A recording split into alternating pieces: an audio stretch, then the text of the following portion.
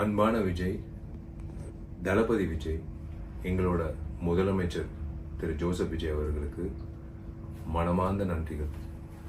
இது ஒரு மிகப்பெரிய ஒரு ரிலீஃப், மிகப்பெரிய ஒரு சாதனைன்னு சொல்லுவேன். நீங்கள் இன்னைக்கு எடுத்த முடிவு, உங்கள் அரசாங்கமும் நீங்கள் ஒரு சிஎம்மா 717 மதுபான கடைகளை மூட வைக்கிறது, முக்கியமாக கல்வி ஸ்கூல்ஸ் பக்கத்தில், முக்கியமாக இப்போ கோயில் பக்கத்தில், முக்கியமாக பொதுமக்கள் நடமாறும் பக்கத்தில் 717 கடைகள் நீங்கள் 2 வாரத்தில் மூட சொல்லி உத்தரவு விட்டது ரொம்ப ரொம்ப நன்றிங்க.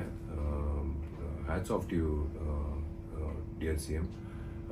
ரொம்ப சந்தோஷமாக இருக்குது. ஏன்னா இன்னைக்கு இது இந்த விஷயம் கேள்விப்படும் போது ஏன் அவ்வளோ சந்தோஷமாக இருக்குன்னா, கண்ணால் நிறைய பேர் பெண் குழந்தைகள் அந்த ஹாரஸ்மெண்ட் தாண்டி அவங்க வீட்டுக்கு போகணும். ஏன்னா டாஸ்மேக் சில இடத்துல டாஸ்மேக்கை தாண்டி தான் அவங்க பஸ்ஸுலேருந்து இறங்கி பஸ் ஸ்டாண்ட்லேருந்து அவங்க வீட்டுக்கு போகணும் அப்படின்னு நிறைய பேர் கேட்கும்போது, இது யாராவது ஒருத்தர் மாற்ற மாட்டாங்களான்னு அப்படின்னு நானே நிறைய முறை யோசிச்சிருக்கேன்.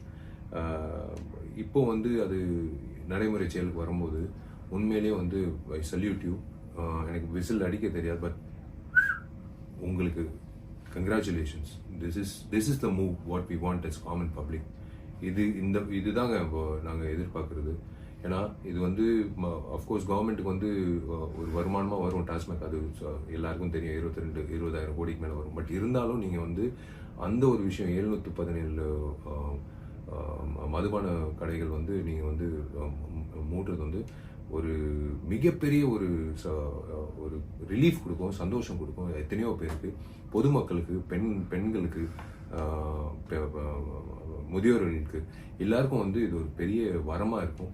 ரொம்ப ரொம்ப நன்றி சிஎம் அவர்கள். God bless you and please keep going, marching ahead like this for the public. Thank you.